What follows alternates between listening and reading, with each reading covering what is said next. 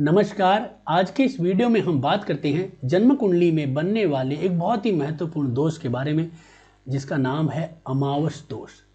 सूर्य और चंद्रमा दोनों की युति से अमावस दोष बनता है। जन्म कुंडली के किसी भी भाव में अगर ये अमावस दोष बनता है तो हमें उसके बहुत अच्छे परिणाम नहीं मिलते हैं, काफ़ी तकलीफदायक अशुभ परिणाम मिलते हैं। जैसे कि हम सब जानते हैं कि अमावस शब्द जो है वो थोड़ा सा अशुभ भी माना गया है, थोड़ा सा जो है वो हम कह सकते हैं कि तामसिक कार्यों के लिए माना गया है, शांति कर्म के लिए, दान पुण्य के लिए माना गया है। जैसे हम देखते हैं कि कई बार किसी व्यक्ति के साथ बार बार अशुभ घटनाएं होती है, उसका कोई भी काम नहीं बनता है, तो हम उसे कहते हैं कि भाई तुम्हारा जन्म क्या कोई अमावस में हुआ है। या कई बार हम देखते हैं कि भाई अमावस जो है कोई भी काम करने जाता है, उसका काम अंतिम समय में बिखर जाता है। पूरा का पूरा काम हो गया होता है, लेकिन 1 मिनट या कुछ कहें कि लास्ट टाइम पे वो काम बिखर जाता है, ख़राब हो जाता है। कई बार भाग्य जो है वो उसे साथ ही नहीं देता। आदमी भयंकर मेहनत करता है, हर बार हर चीज़ में मेहनत करता है, लेकिन कभी परिणाम मिलता ही नहीं है। कई बार तो ऐसा लगता है कि भाई व्यक्ति का 1 साल में भाग्य उदय नहीं हुआ, 2 में नहीं हुआ, 5 में नहीं हुआ, 10 में नहीं हुआ, 15-15, 20-20 साल तक जातक जो है वो ऐसे ही घसीटते रहते हैं, उनका भाग्य उदय ही नहीं होता। इसका कारण क्या है कि जन्म कुंडली में बन रहा किसी न किसी शुभ भाव के अंदर या फिर जो है वो त्रिक भावों के अंदर जो है अमावस दोष का बनना। अब इस अमावस दोष को कैसे प्रेडिक्ट करेंगे? देखिए, युति जो है, दोनों ग्रह जब एक साथ आते हैं तो ये युति बनती है। अब युति को हम लाभ के तौर पे भी देख सकते हैं और हानि के तौर पे भी देख सकते हैं, यानी कि युति लाभकारक जो है वो योग भी बन सकती है और एक जो है वो दोष भी बन सकती है। अब इसको हम कैसे प्रेडिक्ट कर लेते हैं? जन्म कुंडली के माध्यम से सीखते हैं। हमारे सामने एक जन्म कुंडली है और इस जन्म कुंडली के अंदर हम जो प्रिंसिपल है, जो तरीके हैं, वो मैं आपको बताता हूं। अगर आप बारीकी से हर स्टेप्स को फॉलो करते हो तो मुझे ये विश्वास है कि हम सब लोग मिलके इस तरह के दोषों को बहुत ही आसानी से जो है वो रिजॉल्व कर सकते हैं और उसका महत्वपूर्ण उपाय कर सकते हैं।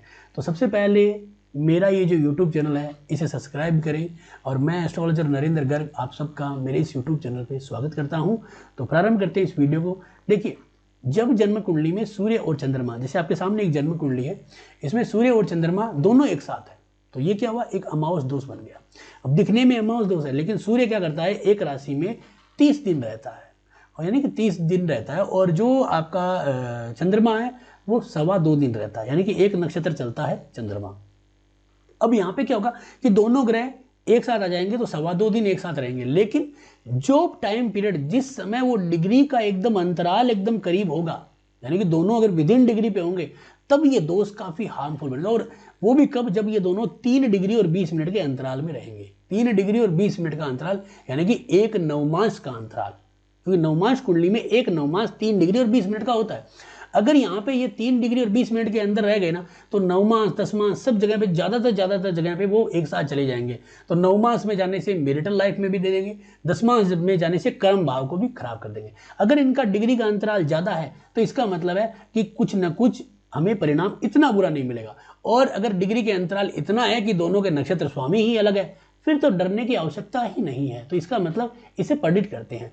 जैसे कि आप यहाँ देखिए कि चंद्रमा जो है वो जन्म कुंडली का क्या है? एक अशुभ ग्रह, क्योंकि वो 12वें घर का स्वामी है, व्यय स्थान का स्वामी है, खर्चों को दिखाता है। अब अमावस दोष कैसे बनता है कि खर्चों का स्वामी है वहां पे सूर्य चंद्रमा, और लग्नेश क्या है? लगन जो है हमारा शरीर है, हम है, हमारे जीवन की पूरी जीवन शैली है, तो वो है सूर्य। और सूर्य लग्नेश होकर अपने ही घर के पीछे, अपने यानी अपने ही घरों को काट रहा है, द्विद्वादश योग कहते हैं इसे, तो उसमें चला गया। और कहां चला गया? कर्क राशि में। सूर्य अग्नि तत्व ग्रह है, कर्क राशि जल तत्व राशि है, जहां पे जाके सूर्य पूर्ण रूप से क्षीण हो जाता है। क्षीण चंद्रमा या क्षीण सूर्य माना गया है। अब वहां पे चंद्रमा बली है, क्योंकि वो अपनी राशि का है, तो इसका मतलब क्या हुआ कि सूर्य को वो दबा देगा, और शुभ ग्रह को, और वो भी खास करके लग्नेश को, तो उसे अमावस दोष कहते हैं। अब ये बहुत भयानक अमावस दोष होता है, लेकिन अभी दोष बना नहीं है, इसे प्रेडिक्ट कर रहे हैं और आगे तक जाएंगे तो संपूर्ण मैं आपको बताता हूं कि इसे कैसे प्रेडिक्ट करेंगे। तो हमें क्या करना है, इसकी डिग्रियों को देखना है कि ये कौन से नक्षत्रों में, अगर दोनों का नक्षत्र अलग है, और मान लीजिए एक ग्रह का नक्षत्र अगर अच्छा बैठा तो वो ग्रह अच्छा भी रिजल्ट देगा। तो हम सबसे पहले लग्नेश सूर्य का देखते हैं। तो सूर्य क्या करेगा? यहाँ पे 1 डिग्री का है और पुनर्वसु नक्षत्र है जो गुरु का है। चंद्रमा 1 डिग्री का है, वो भी पुनर्वसु नक्षत्र है, वो भी यहाँ पे गुरु का है। तो दोनों का जो मालिक है नक्षत्र स्वामी वो गुरु है। गुरु जन्म कुंडली में मान लीजिए कि 8वें घर में बैठा होता या ये भी 12वें घर में बैठा होता तो फिर कल्याण कर देता, लेकिन ये यहाँ पे लाभ घर में। और किस घर का मालिक है? पंचम, जो हमारी हेल्थ को दिखाता है। तो इसका मतलब कि ये जो दोष बना है अमावस, वो इतना हार्मफुल नहीं है कि जितना हम उसे डरें। पहली बात तो एक नक्षत्र ने पूरा के पूरा खेल ही बदल दिया। एक तो यहाँ पे पॉइंट सबसे महत्वपूर्ण है। अब यहाँ पे ये भी देखना है कि भाई दोनों ग्रह जब एक साथ आ जाते हैं तो क्या होता है कि ऐसे समय में क्या होता है कि जातक के ऊपर खर्चों का एक मतलब अंबार लग जाता है। जैसे कि 12वें घर में बन गया, जातक के घर के अंदर जो है वो बीमारियां घुस जाएगी, पारिवारिक लड़ाई झगड़े, भाइयों में लड़ाई झगड़े, बंटवारा, कमाई होगी 10 रुपए की तो खर्चा होगा 20 रुपए का, और हमारे घर के वास्तु को बिगाड़ देगा। क्या करेगा? घर के अंदर आग्नेय कोणे को खराब करेगा, जिससे क्या होगा कि औरतों को बीमारी, बार बार घर के अंदर हर 1-2 साल के अंदर कोई ना किसी का ऑपरेशन, चोट, ये घर में औरतों की लड़ाई झगड़ी, आग्नेय कोणे को बिगाड़ देने से चोरी के, आग के, ऐसे कांड के होने। तो ये सब चीजें कहां से आएगी? ये सब चीजें आएगी इस दोष के कारण। अगर ये दोष बढ़ जाता है तो यहाँ पे क्या है, दोनों का डिग्री का अंतराल जो है वो कम है, तो यहाँ पे क्या हुआ कि ये जो दोष है वो पूर्ण रूप से बनाए, क्योंकि इसका नक्षत्र मजबूत है। एक सबसे इंपॉर्टेंट, अगर दोनों ग्रह 3 डिग्री और 20 मिनट या एकदम डिग्री के करीब हो, जैसे यहाँ पे 1-1 डिग्री है, तो आप इसे क्या कर सकते हो? प्लैनेटरी वॉर्स यानी कि ग्रह युद्ध में जाके भी देख सकते हो। ग्रह युद्ध कैसे देखते हैं? तो यहाँ पे जब आपके सामने मेरा ये जो सॉफ्टवेयर है ये एकदम कैलकुलेटिव है, प्रोफेशनल है, तो वो हर चीज को बता देगा। तो आप क्या करेंगे? यहाँ पे राइट क्लिक करेंगे और यहाँ पे आएंगे तो यहाँ पे लिखा है ग्रह युद्ध। तो ग्रह युद्ध में जाके देखेंगे तो ग्रह युद्ध में कौन जीता है। अगर ग्रह युद्ध में अशुभ ग्रह जीत जाता है, मान लीजिए किसी कुंडली में सूर्य खराब है और चंद्रमा अच्छा है, जैसे कि मान लीजिए कर्क लगन की कुंडली में सूर्य मार्केश हो गया सेकंड हाउस में, तो उसमें अगर सूर्य जीत जाता है तो नुकसान है। इसमें क्या है? सूर्य लगनेश है और सूर्य जीत गया, और हारा कौन है? चंद्रमा। और अशुभ ग्रह हार गया, इसका मतलब कि कोई डरने की आवश्यकता नहीं है।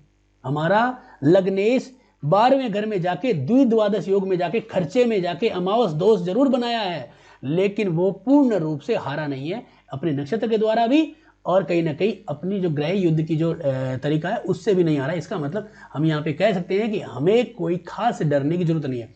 इस चीज को कंप्लीट कैसे करेंगे? सर्वाष्टक वर्ग में जाके। जब हम सर्वाष्टक वर्ग में जाके ये देखेंगे कि हमारी जन्म कुंडली के अंदर जो आपका लगन भाव है उसके अंदर 22 बिंदु हैं और सर्वाष्टक वर्ग में 23 बिंदु। इसका मतलब जितनी कमाई है उतने खर्चे हैं उससे थोड़े से ज्यादा है। ऐसा नहीं है कि भाई 100 रुपए की कमाई में 500 रुपए खर्चा है। इसलिए हमारे यहाँ पे ये अमावस दोष उस तरह का साबित नहीं हो रहा है, तो फिर डरने की जरूरत नहीं है, चिंतित होने की आवश्यकता नहीं है। आनंद लेने का समय है, कोई कुछ खास नहीं बुरा होगा, अब चिंता करने का विषय नहीं रहा। तो हम यहाँ पे क्या करेंगे, इसको और अगर अच्छी तरह से कंप्लीट करना चाहें तो हम यहाँ पे स्ट्रेंथ में आएंगे, और स्ट्रेंथ में आके हम यहाँ पे ये देख सकते हैं कि जो षडबल है उसके अंदर सूर्य और चंद्रमा दोनों के बल में कोई ज्यादा अंतराल नहीं है, दोनों का जो रूपास है वो एकदम बराबर है। इसका मतलब हमें कोई ऐसा खास डरने की आवश्यकता नहीं है। यहाँ पे अगर सूर्य का देखेंगे तो हमें 7.4 है और यहाँ पे 7.9 है, तो 6 से दोनों ऊपर है, कोई खास ऐसे डरने की आवश्यकता नहीं है। अगर हम यहाँ पे जो है वो इनका भावबल देख लेते हैं तो फर्स्ट हाउस का 8.0 है और 12th हाउस का 8.2 है। इसका मतलब कि जितनी कमाई है उतने खर्चे हैं, ऐसा एक्स्ट्रा नहीं है, कभी कभी ज़्यादा हो जाएंगे तो उसका रिकवरी होती रहेगी।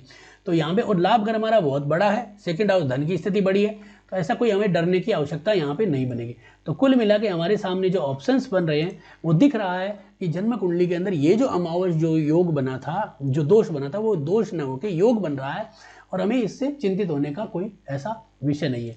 जैसे कि यहाँ पे D9 चार्ट में भी बना है, लेकिन ये भी क्या है, कर्क राशि का वर्गोत्तम हो गया 10वें घर में, तो हमें क्या होगा, पत्नी आने के बाद भी लाभ होगा। अगर हम दशांशा कुंडली में जाएंगे D10 चार्ट में, तो यहाँ पे जो है वहाँ पे बना है लगन के अंदर और मीन राशि में है, तो मीन राशि भी कोई अशुभ नहीं है, दोनों के लिए बढ़िया है, सूर्य के लिए भी बढ़िया और चंद्रमा के लिए भी बढ़िया, और वहाँ पे बनना और तो हमारे लिए सब तरह से फायदेमंद। तो कुल मिला के हम कहेंगे कि ये हमारा जो अमावस जो दोष है वो दोष न बन के योग बन गया है और हमें इसका लाभ पूर्ण रूप से मिल रहा है। तो इस तरह से आप भी अपनी जन्म कुंडली के अंदर इसे पूर्ण रूप से फलित कर सकते हो, डिग्री टू डिग्री कैलकुलेशन में लेके, और तब जाके हम कह सकते हैं कि ये अमावस हमें खा जाएगा या ये अमावस बुरा है या अच्छा है। तो आज का ये वीडियो आपको कैसा लगा जरूर बताएं, अच्छा लगा तो लाइक करें, शेयर करें, सब्सक्राइब करें। धन्यवाद दोस्तों।